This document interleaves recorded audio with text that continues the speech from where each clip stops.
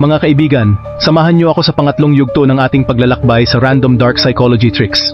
Dito sa part 3, sisimulan ulit natin ang pagbubuklat ng mga tricks o lihim na nagpapaikot sa ating isipan at desisyon. Handa na ba kayo? Tara, simulan na natin. Trick number 1. Kapag nasa gitna ka ng isang mainit na argumento, subukan mong tanungin yung kausap mo ng, "Okay ka lang ba?" Kasi parang nahihirapan ka huminga. Ang mangyayari, titigil sila sa pag-aaway at magfo-focus sila sa paghinga nila. Parang magic yan kasi mawawala yung init ng ulo nila at magiging mas kalmado sila. Basically, it's a way to break the tension and make the other person calm down. Trick number 2. Kapag gusto mong malaman ang isang bagay mula sa isang tao, magtanong ka lang tapos tumahimik ka. Huwag kang magsalita agad. Ang mga tao kasi, hindi komportable sa katahimikan. Kaya para punan yon, magsasalita sila ng magsasalita. Sa ganitong paraan, mas malamang na makuha mo yung impormasyon na gusto mo. Parang ganito. Ano yung sikreto mo?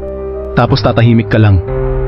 Yung kausap mo, dahil ayaw nila ng awkward silence, magsasalita sila para punan yon. Trick number 3. Kapag gusto mong humingi ng pabor, gawin mong parang ang laki ng pabor na hinihingi mo bago mo ito hilingin.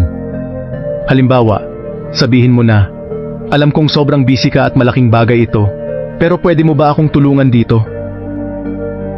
Sa ganitong paraan, mas malamang natutulungan ka ng tao kasi pakiramdam nila, malaking tulong yung ibibigay nila at mas magiging willing sila na gawin ito. Parang ganito. "Alam kong sobrang dami mong ginagawa ngayon, pero pwede mo ba akong tulungan sa project na to? Malaking bagay kasi ito para sa akin." Mas malamang na oo ang sagot nila kasi na-appreciate nila yung effort mo na kilalanin yung hirap nila. Trick number 4. Ang mga tao gusto nilang makilala, matanggap at pahalagahan. Halos walang effort na ibigay ito sa kanila, pero sobrang laki ng epekto nito.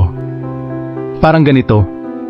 Kapag pinapakita mo sa isang tao na na-appreciate mo sila, mas magiging motivated sila at mas gaganda ang relasyon nyo. Isipin mo, may mga imperyo na bumangon at bumagsak dahil sa simpleng bagay na to. Kaya kung gusto mong magtagumpay sa kahit anong relasyon, trabaho, o kahit anong aspeto ng buhay, siguraduhin mong pinapakita mo sa mga tao na mahalaga sila. Trick number 5. Kapag nagsasalita ka ng positibo tungkol sa mga tao sa likod nila, makakarating yun sa kanila. Maniwala ka, mabilis kumalat ang mga ganitong bagay.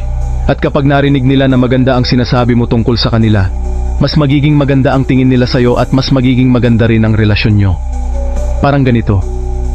Alam mo, ang galing talaga ni Juan sa trabaho, ang sipag at ang talino pa.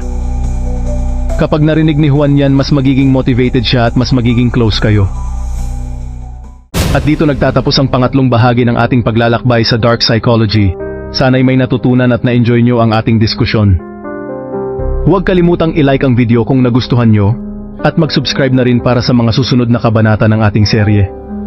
Salamat sa panonood, mga kaibigan.